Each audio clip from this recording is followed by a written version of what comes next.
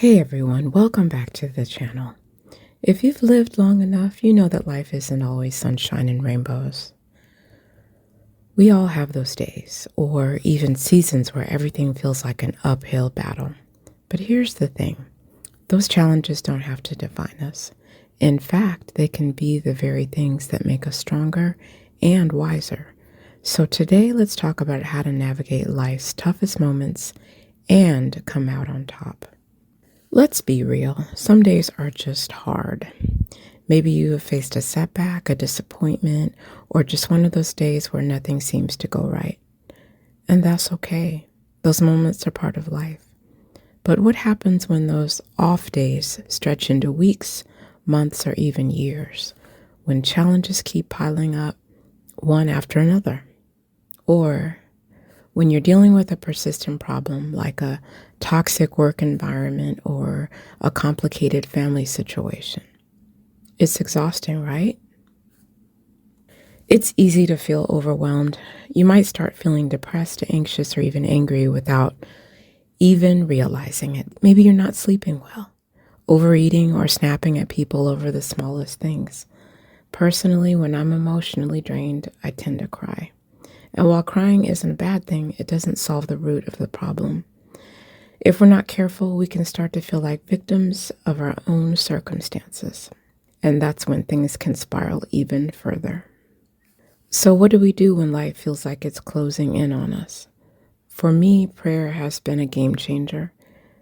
It interrupts those negative thought patterns, clears my mind, and helps me refocus.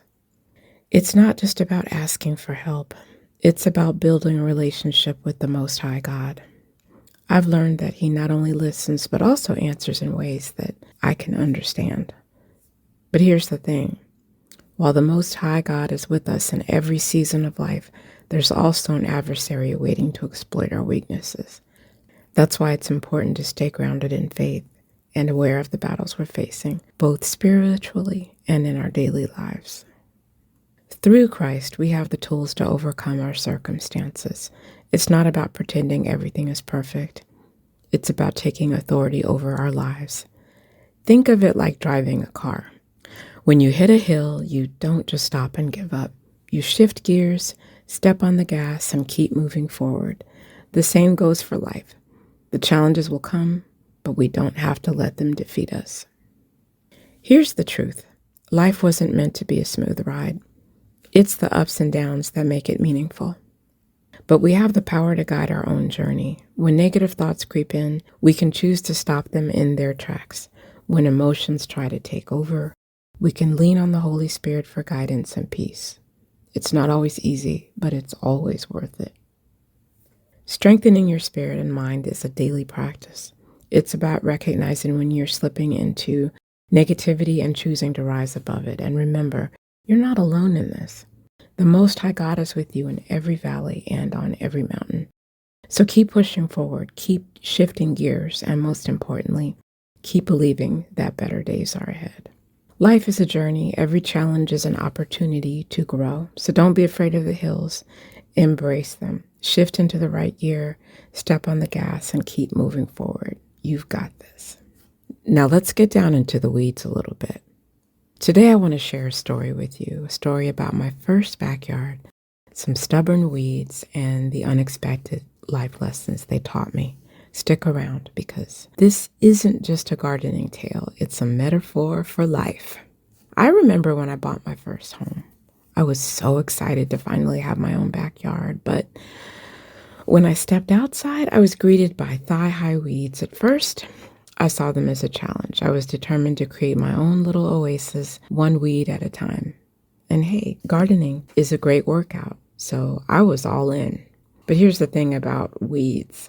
They don't give up easily. A few days after I cleared them out, they were back. And not just back, they brought friends and relatives. I was indignant, so I marched to the hardware store and bought a weed whacker. If they wanted to play dirty, I was ready. What followed was a months-long battle. They grew, I cut them down. They came back, I got a sinus infection from all the pollen. It was a vicious cycle. At one point, I tried to outsmart them by planting grass seeds and calla lilies. Turns out, grass seeding just made things more complicated, and calla lilies, yeah, they're basically weeds in disguise. Eventually, I just avoided my backyard altogether. The weeds didn't care. They swayed triumphantly in the wind, completely indifferent to my struggles. Sound familiar? Here's the thing. Weeds aren't just in our backyards. They're in our lives too. They're the people and situations that annoy us, frustrate us, and sometimes even hurt us. That coworker who ruins every meeting? A weed. The driver who cuts you off on your way home? Another weed. They're everywhere, and they're relentless. But here's the twist. Weeds aren't always bad. In fact, they can teach us something. In agriculture, weeds actually help balance the ecosystem. They provide nutrients to the soil and support healthy growth. So, what if the weeds in our lives are here to teach us something too? Think about it. That annoying coworker? They show us how not to behave. That reckless driver? They remind us to stay alert and patient. Weeds provide contrast. They help us appreciate the good things and learn from the bad. The Apostle Paul said it best in James chapter 1, verse 2 and 3. Count it all joy when you face trials, because the testing of your faith produces patience. The weeds of life are here to test us, to tempt us, and ultimately to strengthen us. In Matthew 13, Christ tells a parable about weeds and wheat. He says to let them grow together until the harvest, because pulling the weeds too soon might damage the good plants. In other words, sometimes we have to coexist with the weeds for a while. They're part of the journey. So the next time you encounter a weed, whether it's in your backyard or your life, remember this. They're not here to destroy you. They're here to teach you, to challenge you, and to help you grow. Embrace the struggle, learn from it, and keep your eyes on the bigger picture. Thanks for watching, everyone. If this resonated with you, give it a thumbs up and share it with someone who needs to hear it. And don't forget to subscribe for more stories and lessons from everyday life. Until then, keep growing and keep creating despite the weeds.